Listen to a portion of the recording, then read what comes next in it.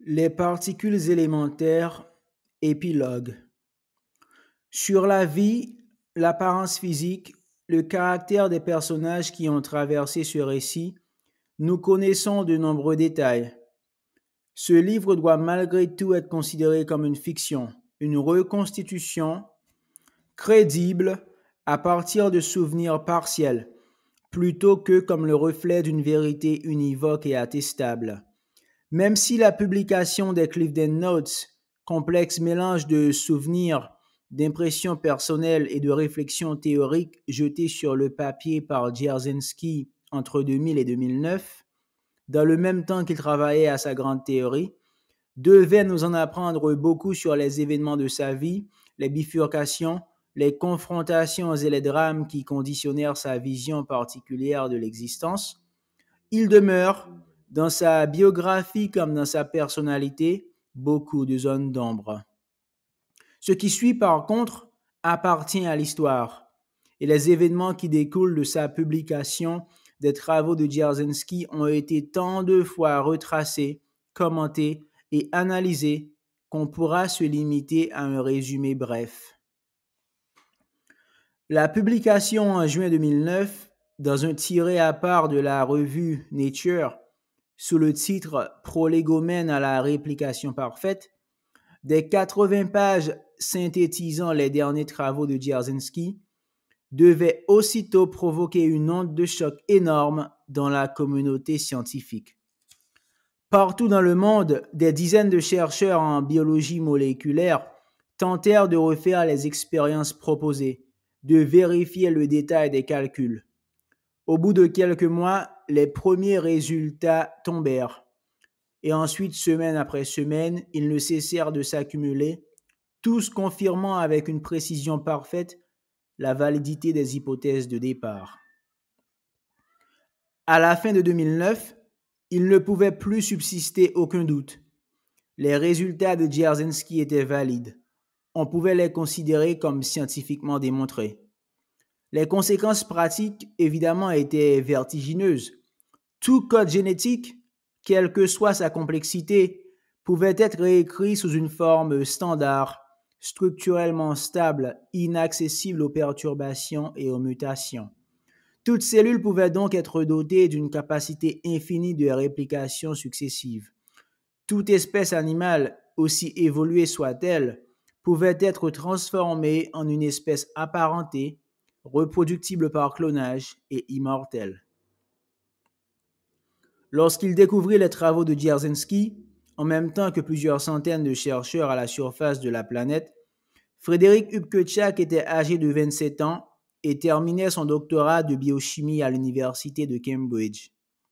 Esprit inquiet, brouillon, mobile, il parcourait l'Europe depuis plusieurs années. On retrouve les traces de ses inscriptions successives dans les universités de Prague, de Göttingen, de Montpellier et de Vienne, à la recherche, selon ses propres termes, de nouveaux paradigmes, mais d'autres choses aussi. Non seulement d'une autre manière d'envisager le monde, mais aussi d'une autre manière de me situer par rapport à lui. Il fut, en tout cas, le premier, et pendant des années le seul, à défendre cette proposition radicale issue des travaux de Dzerzhinsky. L'humanité devait disparaître. L'humanité devait donner naissance à une nouvelle espèce, asexuée et immortelle, ayant dépassé l'individualité, la séparation et le devenir. Il est superflu de noter l'hostilité qu'un tel projet devait déchaîner chez les partisans des religions révélées. Judaïsme, christianisme et islam, pour une fois d'accord, jetèrent ensemble l'anathème sur ces travaux, gravement attentatoires à la dignité humaine constituée dans la singularité de sa relation à son Créateur. Seuls les bouddhistes firent observer qu'après tout, la réflexion du Bouddha s'était au départ constituée sur la prise de conscience de ces trois empêchements qu'étaient la vieillesse, la maladie et la mort, et que l'honoré du monde, s'il s'était plutôt consacré à la méditation, n'aurait pas forcément rejeté a priori une solution d'ordre technique. Quoi qu'il en soit, Upke-Chak avait à l'évidence peu de soutien à attendre de la part des religions constituées. Il est par contre plus surprenant de noter que les partisans traditionnels de l'humanisme réagirent par un rejet radical.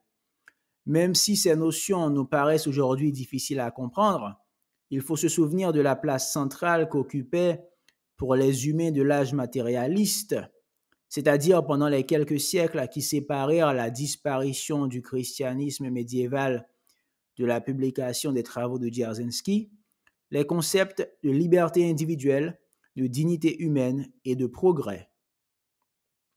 Le caractère confus et arbitraire de ces notions devait naturellement les empêcher d'avoir la moindre efficacité sociale réelle.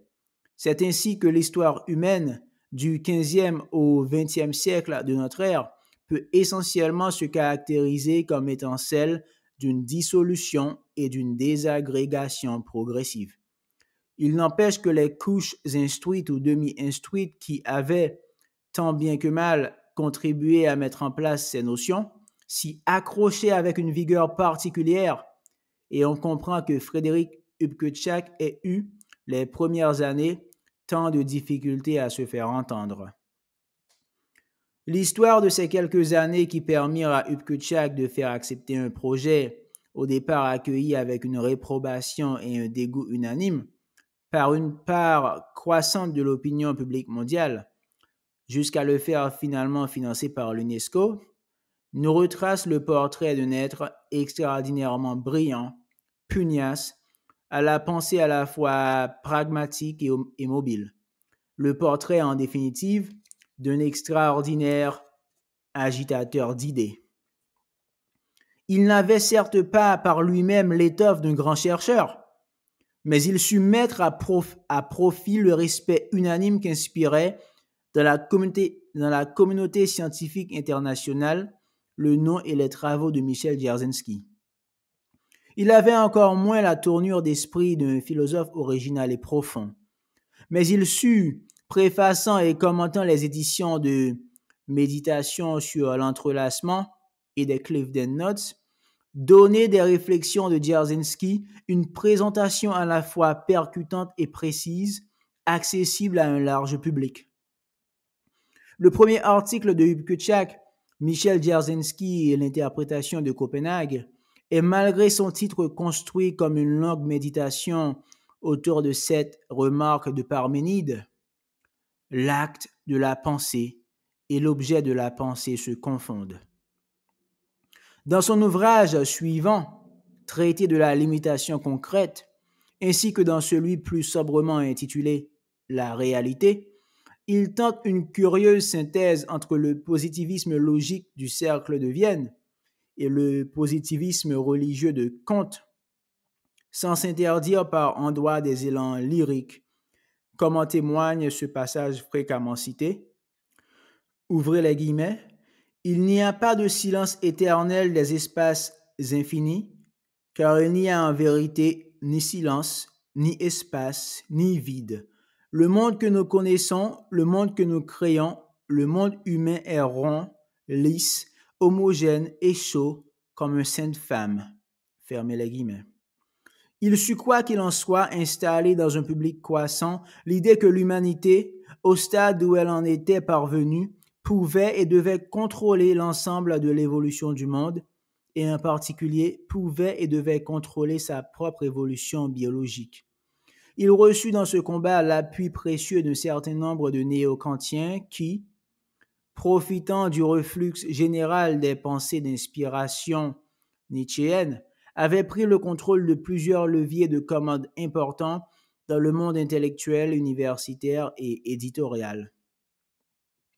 De la vie générale, le véritable trait de génie d'Upke-Chak fut cependant, par une appréciation incroyablement précise des enjeux, d'avoir su retourner au profit de cette thèse, cette idéologie bâtarde et confuse, apparue à la fin du XXe siècle sous l'appellation de New Age.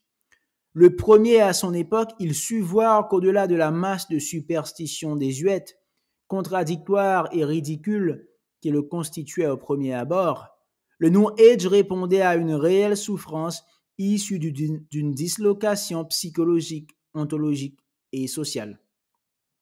Au-delà du répugnant mélange d'écologie fondamentale, d'attraction pour les pensées traditionnelles et le sacré qu'il avait hérité de sa filiation avec la mouvance hippie et la pensée des Salènes, le New Age manifestait une réelle volonté de rupture avec le XXe siècle, son immoralisme, son individualisme, son aspect libertaire et antisocial. Il témoignait d'une conscience angoissée qu'aucune société n'est viable sans l'axe fédérateur d'une religion quelconque. Il constituait en réalité un puissant appel à un changement de paradigme.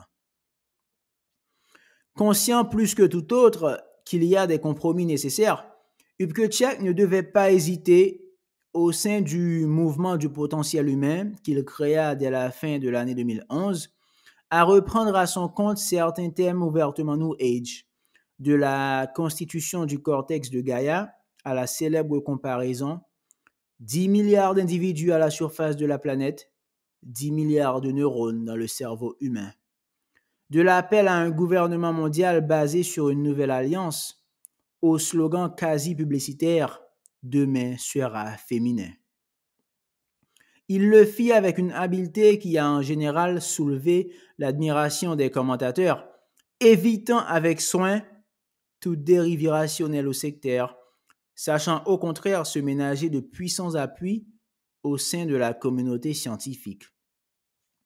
Un certain cynisme traditionnel dans l'étude de l'histoire humaine tend généralement à présenter l'habileté comme un facteur de succès fondamental, alors qu'elle est en elle-même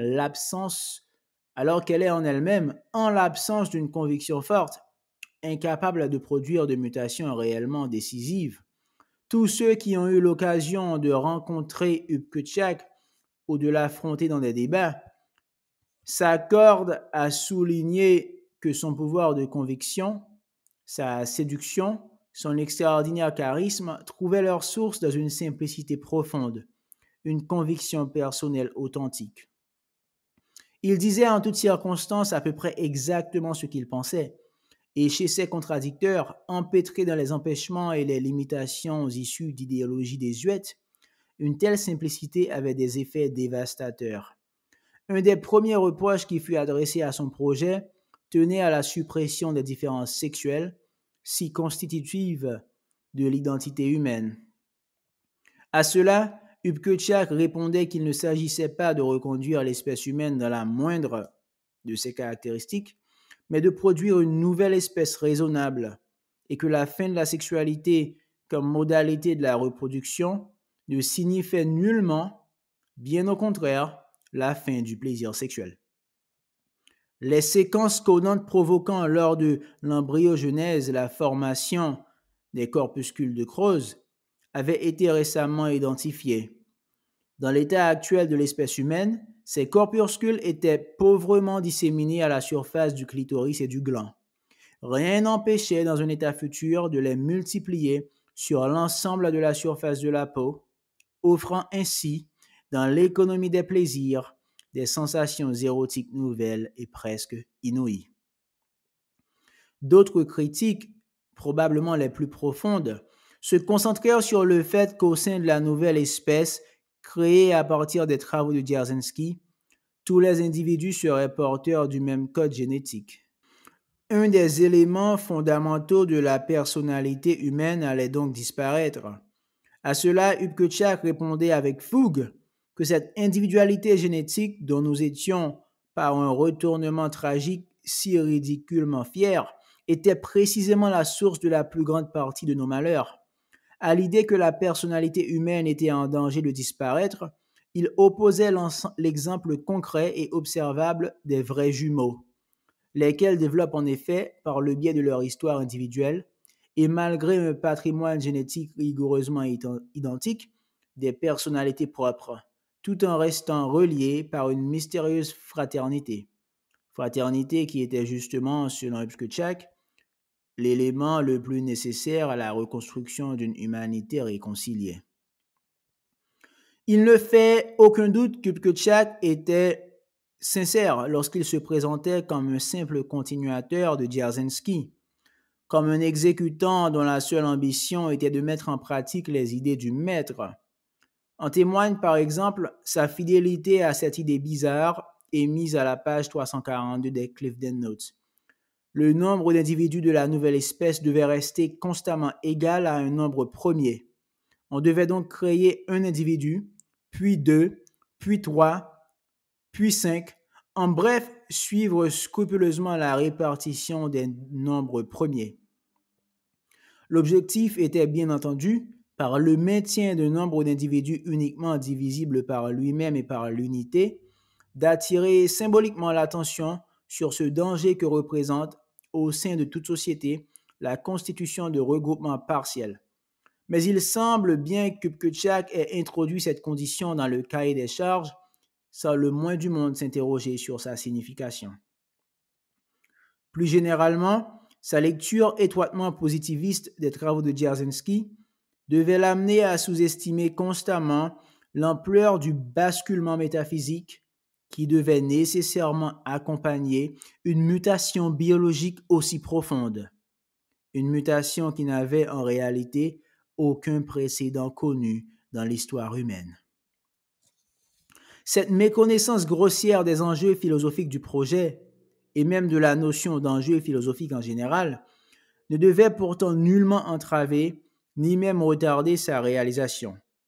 C'est dire à quel point s'était répandu, dans l'ensemble des sociétés occidentales, comme dans cette fraction plus avancée représentée par le mouvement New Age, l'idée qu'une mutation fondamentale était devenue indispensable pour que la société puisse se survivre. Une mutation qui restaurerait de manière crédible le sens de la collectivité, de la permanence et du sacré. C'est dire aussi à quel point les questions philosophiques avaient perdu, dans l'esprit du public, tout référent bien défini. Le ridicule global dans lequel avaient subitement sombré, après des décennies de surestimation insensée, les travaux de Foucault, de Lacan, de Derrida et de Deleuze, ne devait sur le moment laisser le champ libre à aucune pensée philosophique neuve, mais au contraire jeter le discrédit sur l'ensemble des intellectuels se réclamant des sciences humaines. La montée en puissance des scientifiques dans tous les domaines de la pensée était dès lors devenue inéluctable.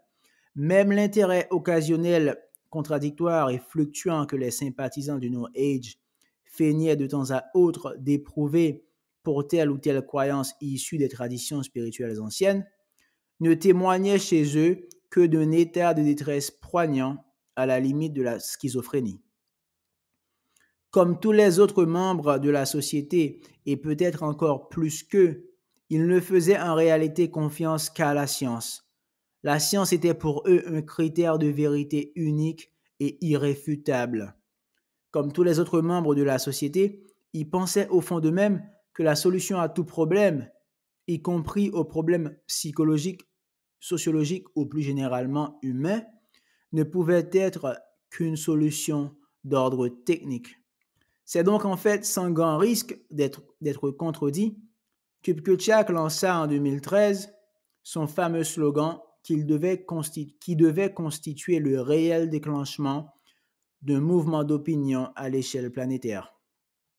La mutation ne sera pas mentale, mais génétique.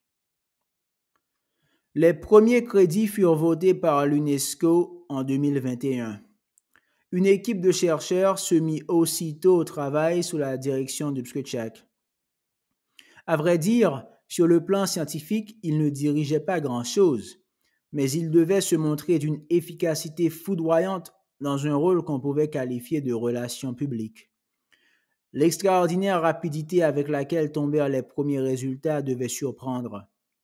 Ce n'est que bien plus tard que l'on apprit que de nombreux chercheurs, adhérents ou sympathisants du mouvement du potentiel humain, avaient en fait depuis longtemps commencé leurs travaux, sans attendre le feu vert de l'UNESCO, dans leurs laboratoires en Australie, au Brésil, au Canada ou au Japon.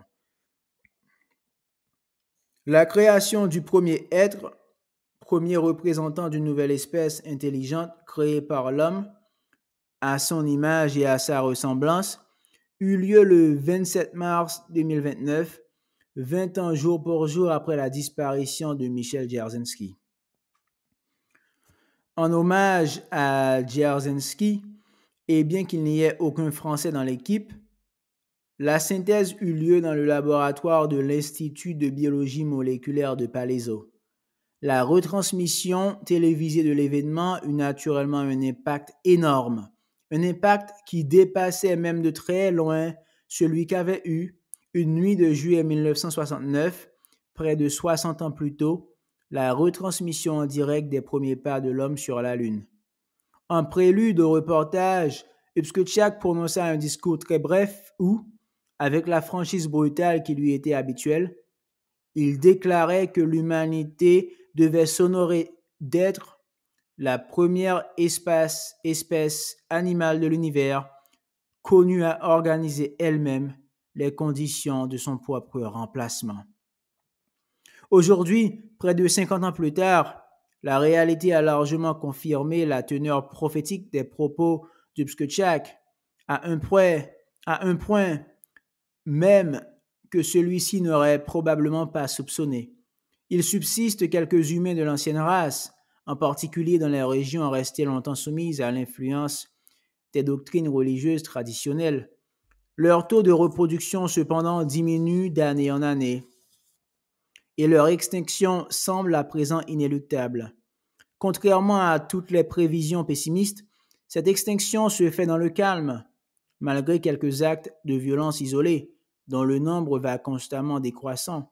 On est même surpris de voir avec quelle douceur, quelle résignation et peut-être quel secret soulagement les humains ont consenti à leur propre disparition. Ayant rompu le lien filial qui nous rattachait à l'humanité, nous vivons. À l'estimation des hommes, nous vivons heureux.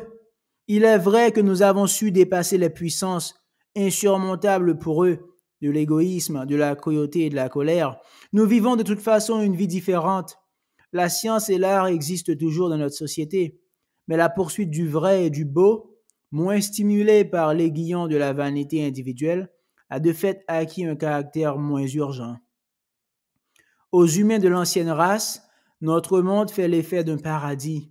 Il nous arrive d'ailleurs parfois de nous qualifier nous-mêmes, sur un mode, il est vrai, légèrement humoristique, de ce nom de Dieu qui les avait tant fait rêver. L'histoire existe, elle s'impose, elle domine, son empire est inéluctable. Mais au-delà du strict plan historique, l'ambition ultime de cet ouvrage est de saluer cette espèce infortunée et courageuse qui nous a créés. Cette espèce douloureuse et vile, à peine différente du singe, qui portait cependant en elle tant d'aspirations nobles. Cette espèce torturée, contradictoire, individualiste et querelleuse, d'un égoïsme illimité, parfois capable d'explosions de violence inouïes, mais qui ne cessa jamais pourtant de croire à la bonté et à l'amour. Cette espèce aussi qui, pour la première fois de l'histoire du monde, sut envisager la possibilité de son propre dépassement, et qui, quelques années plus tard, sut mettre ce dépassement en pratique. Au moment où ces derniers représentants vont s'éteindre, nous estimons légitime de rendre à l'humanité ce dernier hommage. Hommage qui, lui aussi, finira par s'effacer et se perdre dans les sables du temps. Il est cependant nécessaire que cet hommage, au moins une fois, ait été accompli. Ce livre est dédié à l'homme.